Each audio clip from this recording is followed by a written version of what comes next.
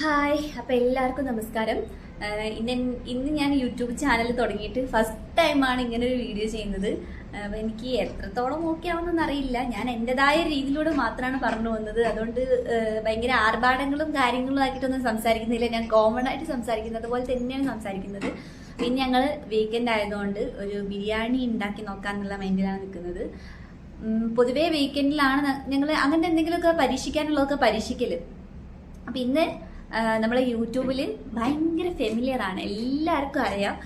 അതുപോലെ തന്നെ വീട് വിട്ട് മാറി നിൽക്കുന്ന എല്ലാവർക്കും നമുക്കിങ്ങനെ പാചകം ഇത്ര സിമ്പിളാണ് എന്നുള്ള ഒരു മൈൻഡ് നമുക്ക് തന്ന ഒരാളാണ്. അപ്പോൾ ആ ആളെ റെഫറൻസ് നോക്കിയിട്ടാണ്, അതാണ് ഞങ്ങൾ റെഫറൻസ് ആയിട്ട് എടുത്തത് ബിരിയാണി ഉണ്ടാക്കാൻ വേണ്ടിയിട്ട്. അത് ഭയങ്കര സിമ്പിളാണ്. പിന്നെ അതുപോലെ തന്നെ കുറച്ച് സാധനങ്ങൾ മതി.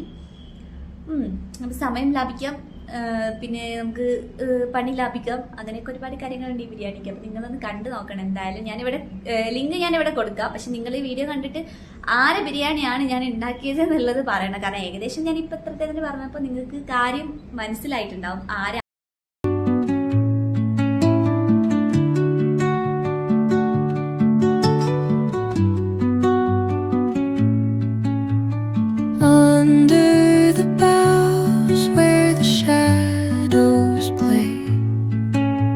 The wind hums songs at the break of day,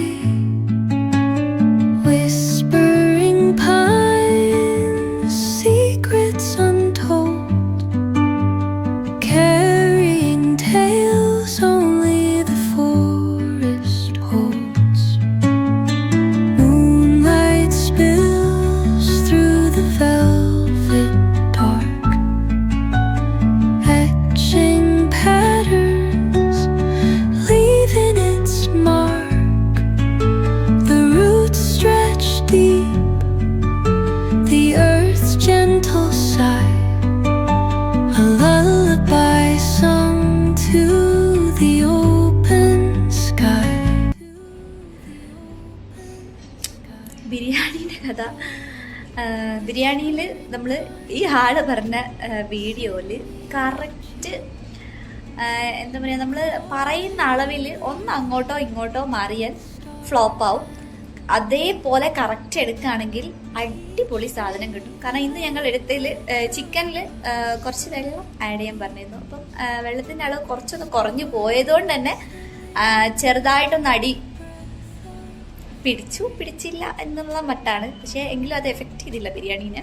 കുറച്ചൊരു ഫ്രൈ ചെയ്ത ആ ഒരു ബിരിയാണിയാണ് എനിക്കിഷ്ടം. ഞാൻ ഇങ്ങനത്തെ ബിരിയാണി കഴിക്കാറേ ഇല്ല. പക്ഷേ ഇതെനിക്കൊന്നും പറയാനില്ല, അത്ര അടിപൊളിയായിരുന്നു. ഞാൻ കഴിച്ച എന്താ പറയുക, ഇങ്ങനെ ഗ്രേവി ഇല്ലാതെ കഴിച്ച ബിരിയാണിയിൽ വെച്ച് എനിക്ക് ഇപ്പം ഞങ്ങൾ തന്നെ ഉണ്ടാക്കിയിട്ടാണോ എന്ന് എനിക്കറിയില്ല. പക്ഷെ എന്താണെങ്കിലും അത് അടിപൊളി ബിരിയാണിയാണ്. ഇത് നിങ്ങൾ എൻ്റെ ഒരു അഭിപ്രായത്തിൽ നിങ്ങളിത് ട്രൈ ചെയ്തോ, എന്തായാലും ഇഷ്ടപ്പെടും. അങ്ങനെയാണ് എൻ്റെ ഒരു എനിക്ക് പറയാനുള്ളൊരു ഫീഡ്ബാക്ക്. അപ്പം